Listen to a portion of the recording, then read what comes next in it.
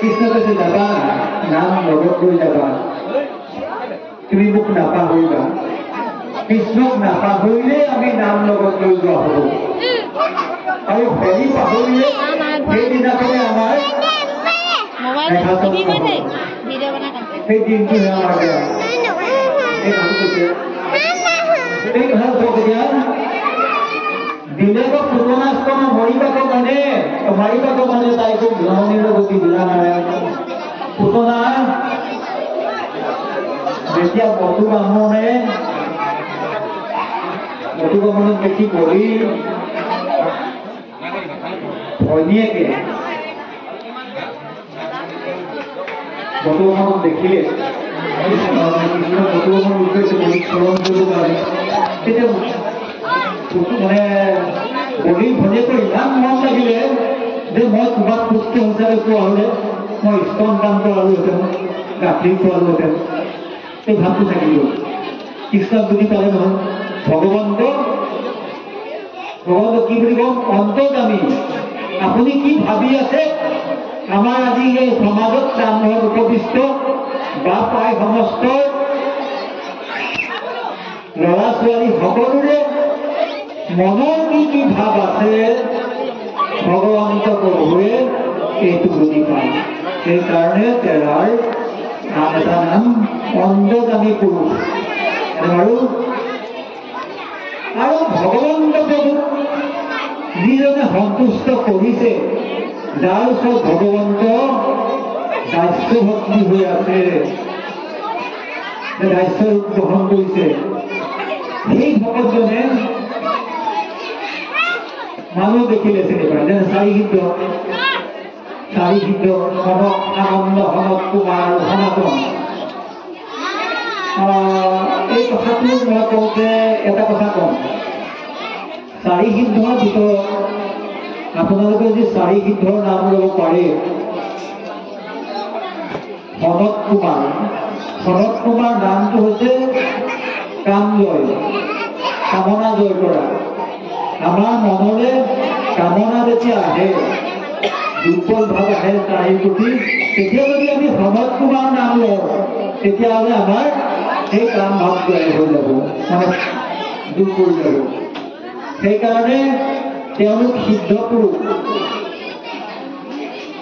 9জন সিদ্ধ আছিলে 9×4=13 নিমিনৱ সিদ্ধ সংবাদত 9জন সিদ্ধৰ কথা কৈছে কবি ভাবি নবী কিশোৰায়ণ ভকত দাবী এনেকৈ 9জন আছে আৰু আমাৰ চাৰিসিদ্ধ সত্যযুগৰ পৰা ব্ৰহ্মাৰ মানৱ পুত্ৰ তেওঁলোক গুণিতাত নহয় সেই চাৰিসিদ্ধ সনক আনন্দ সনক কুমাৰ আৰু সনাতন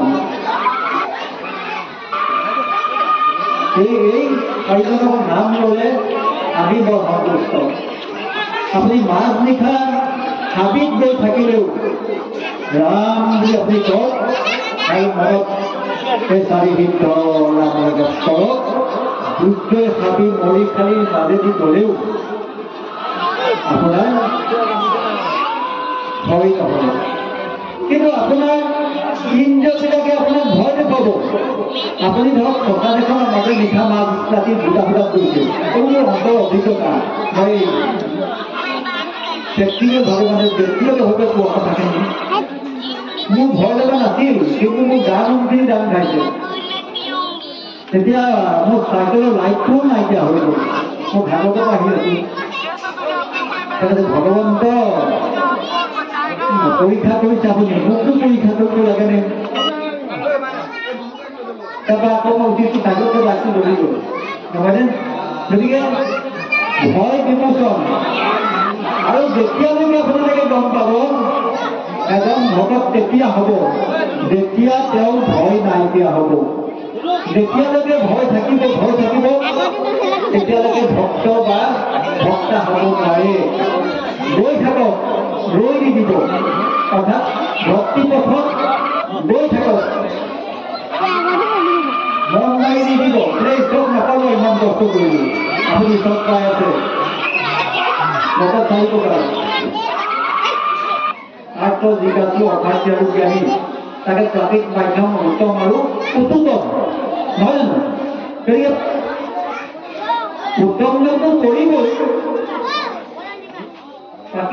পৰে বুলি কৈছে। এদিন নাম লোৱা ভকতজনকো ঈশ্বৰে গতি দিয়ে। গতিকে আমি সেই হেঁপাহতে সদায় অহৰ নিশে নাম লৈ থাকিব লাগে।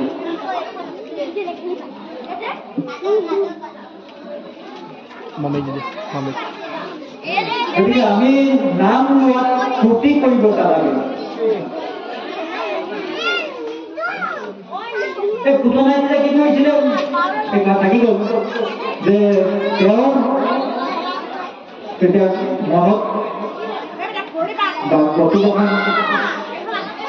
বিষ্ণুৱে ক'লে তুমি অহা জন্মত এই গতি লাভ কৰিবা। তেতিয়া ভূকম্পৰ ৰজা কণ্ঠই পুতনাক শিশু মাৰিবৰ কাৰণে বকুলৈ পঠিয়াই দিলে। আৰু পুতনাই এজনী সুন্দৰী নাৰীৰ দেশ লৈ শিশু মাৰিবৰ কাৰণে আগবাঢ়ি গৈ কৃষ্ণক দাঙি ল'লে স্তনপান কৰাম বুলি। সত্য যুগতে মনত পুহি ৰখা এই ভাৱটো আগুল ভাৱটো এতিয়া কিন্তু পুতনাই গম পোৱা নাই।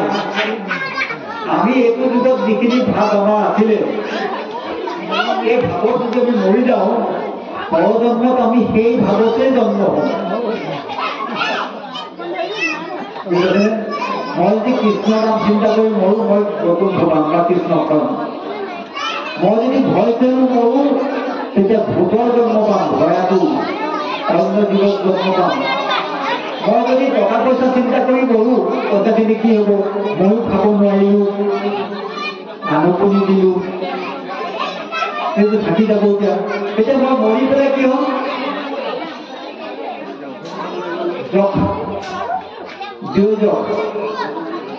এইবিলাক ধন কুবেৰ বুলি কয়। ধন কুবেৰৰ অনুচৰবিলাকক জপ বুলি কয়।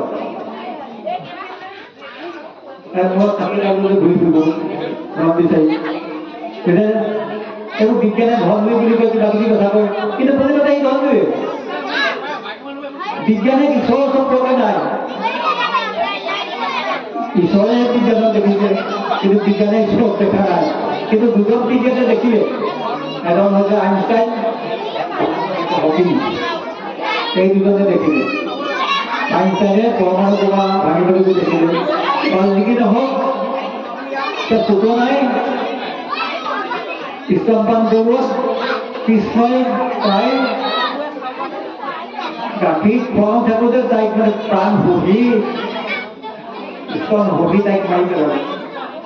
তেতিয়া কি কৰিলে, পুতনাই মাতৃগতি পালে বুলিছে। কৃষ্ণৰ মাক খোৱাৰ হেঁপাহ আছিল নহয়, গতিকে সেই মাতৃভাৱে কৃষ্ণই মাতৃ বুলি তেওঁক গতি দিলে। কামনাক লাগে কৃষ্ণক ভজয়, পৰম কামনা পূৰ্ণ কৃষ্ণ কৃপাময়। কামনা পূৰ্ণ কৰিলে কৃষ্ণৰ।